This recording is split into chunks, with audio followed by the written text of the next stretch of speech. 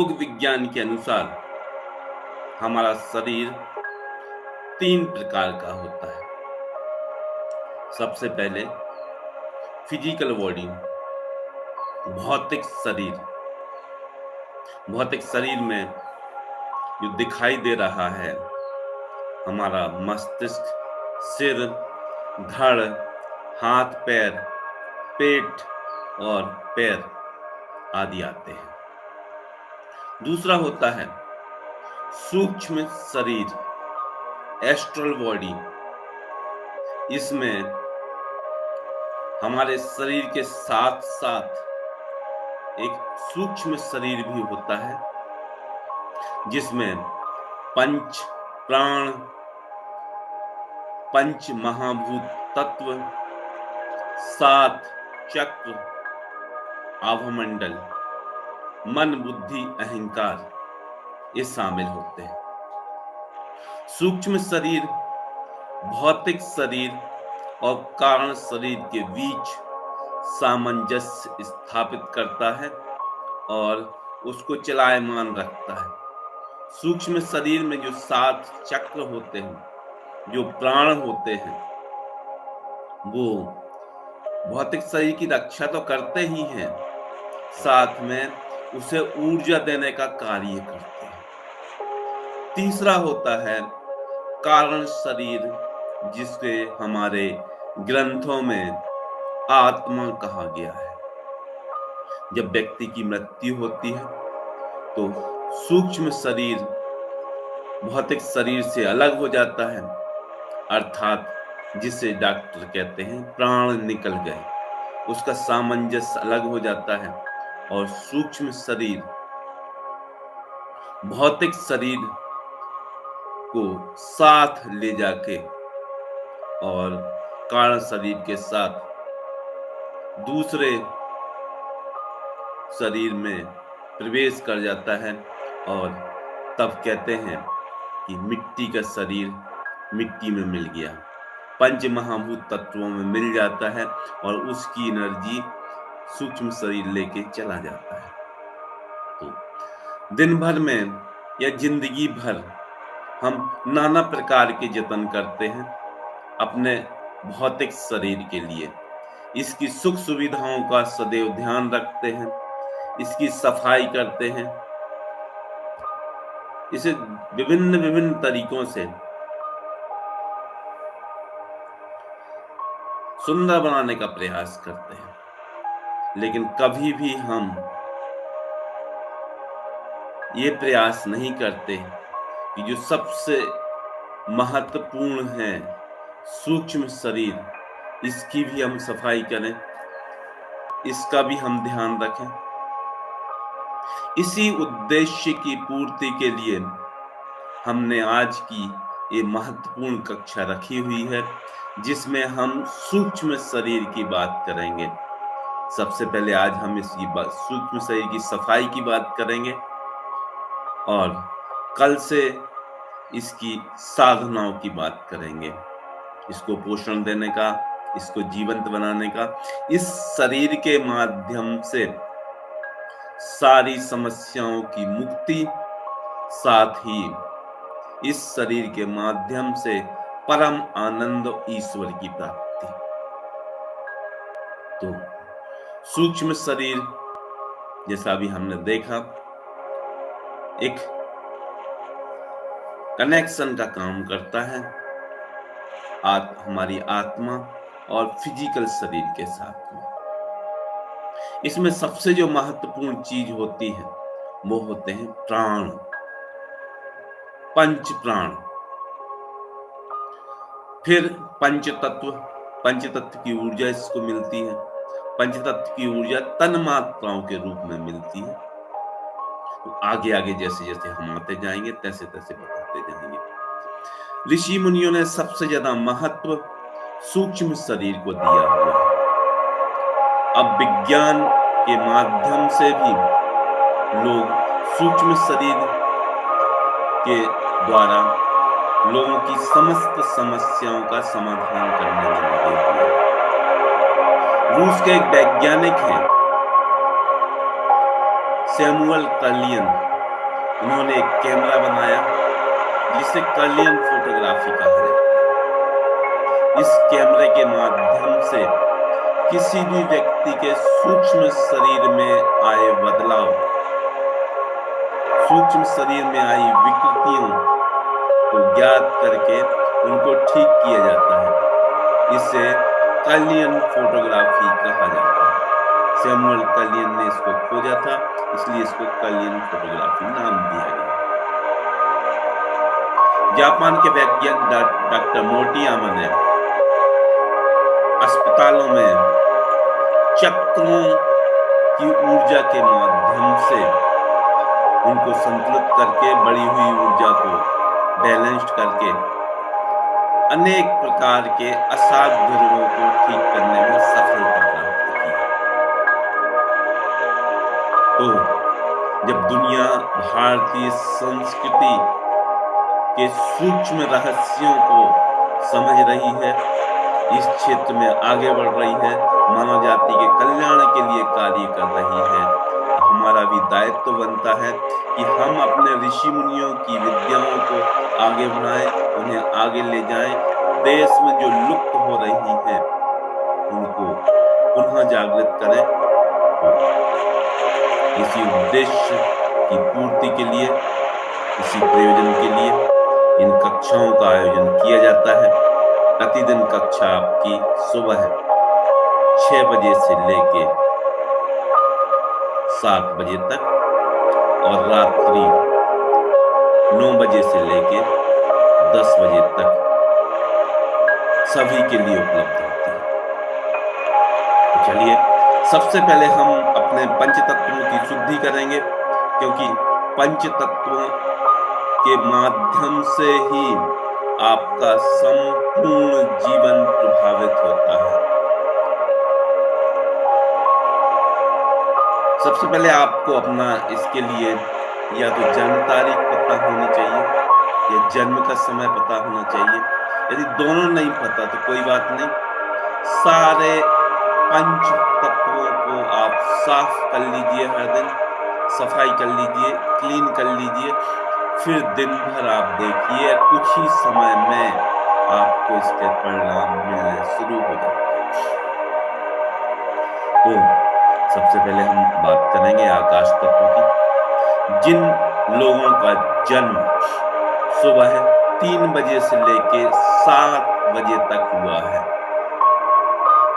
सुबह 3 बजे से लेके 7 बजे तक जिनका जन्म हुआ है, अथवा जिनका जन्म सितंबर अक्टूबर का है, ऐसे लोग आकाश तत्व के धारक माने जाते हैं। इनका आकाश तत्व होता है। मेन जिस तत्व में जन्म हुआ है, जन्म का समय देख के किसी भी व्यक्ति के बारे में संपूर्ण भूत, वर्तमान, भविष्य सब कुछ बताया जा सकता है, सब कुछ ज्ञात किया जा सकता है। उस व्यक्ति की सारी समस्याओं को आप पहले ही बता सकते हैं, उसका भविष्य बता सकते हैं, सब कुछ जाना जा सकता है। तो जिनका जन्म सुबह का है, आकाश तत्व का है, आकाश सबसे ज्यादा सूक्ष्म होता है, तो ऐसे व्यक्ति जिनका सुबह का जन्म है, उसमें उनमें कुछ लक्षण प्रकट होंगे जिनको देख के आप बता सकते हैं कि यह व्यक्ति का जन्म किस तत्व में हुआ है। आकाश ऊपर होता है तो व्यक्ति का मस्तिष्क देखेंगे तो उसमें बहुत कम बाल होंगे, या व्यक्ति गंजापन दिखेगा आपको, बहुत जल्दी बाल झड़ रहे होंगे मस्तिष्क में, उससे पूछ सकते हैं। मस्तिष्क स्विंग होता है बहुत तेजी से। दूसरा लक्षण, फिर चूंकि आकाश पूरी पृथ्वी पर छाया हुआ है, इसी प्रकार हमारी स्किन, हमारी त्वचा पूरी शरीर पर छाई हुई है। स्किन में किसी भी प्रकार की समस्या, दांत, खुजली, एक्जिमा, सोराइसिस, दाने आना, चकत्ते आना, रूखापन, किसी भी प्रकार की समस्या, उससे आप समझ सकेंगे कि यह व्यक्ति आकाश तत्व का है।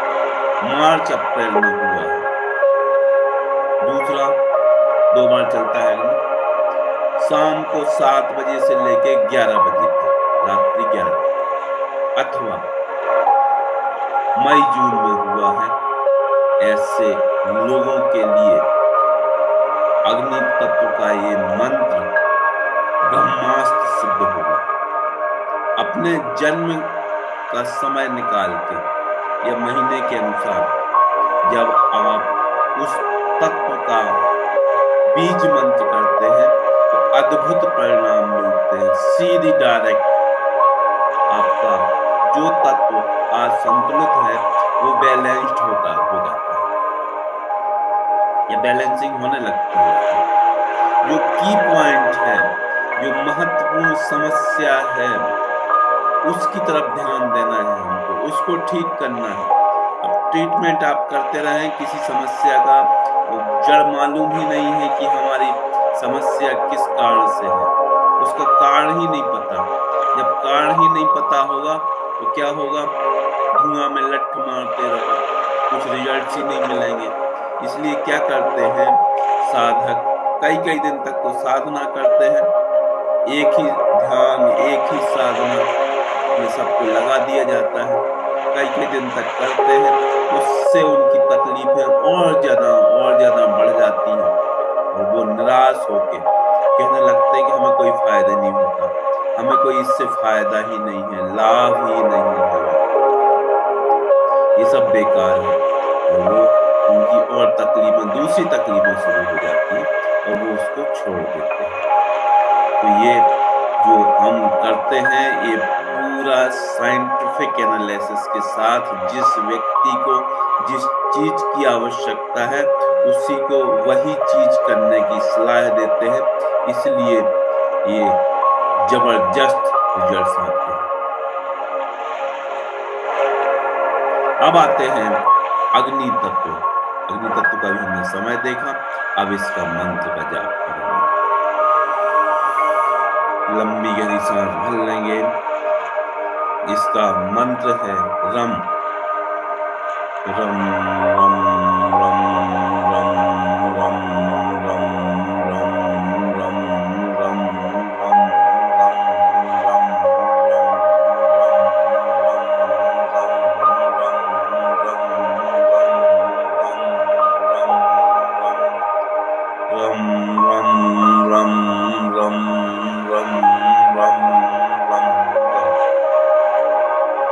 इस तरीके से आपको रम मंत्र का जाप करना है। इससे आपका अग्नि तत्व ठीक होगा और आप प्रगति के पथ पर निरंतर अग्रसित होते रहेंगे। अग्नि के बाद आता है जल तत्व। शरीर में जो हमारे 7 प्रकार के लिक्विड हैं, फ्लूइड हैं, तरल पदार्थ हैं, यदि जल तत्व असंतुलित होता है तो वो सारे के सारे जो फ्लूइड है हमारे शरीर में तरल अवस्था में है, ब्लड है, यूरिन है, हार्मोन्स है, सीमेन है, आंसू है, बोन मैरो है, इनसे रिलेटेड प्रॉब्लम व्यक्ति को प्रभावित करती है। हार्मोन्स डिस्टर्ब हो जाएंगे तो व्यक्ति, महिलाओं को पीसीओडी की समस्या हो जाएगी, हार्मोन्स डिस्टर्ब हो जाएंगे तो व्यक्ति को थायराइड शुरू हो जाएगा, हार्मोन्स डिस्टर्ब हो जाएंगे तो व्यक्ति को डायबिटीज हो जाएगी। बहुत महत्वपूर्ण स्थान है हार्मोन्स का। और वैज्ञानिकों के अनुसार जो हमारे 7 चक्र हैं, वही उनके अनुसार 7 अंतःस्रावी ग्रंथियां, इंडोक्राइन ग्लैंड्स हैं, यही हार्मोन्स का स्त्राव करती हैं, हार्मोन्स निकालती हैं।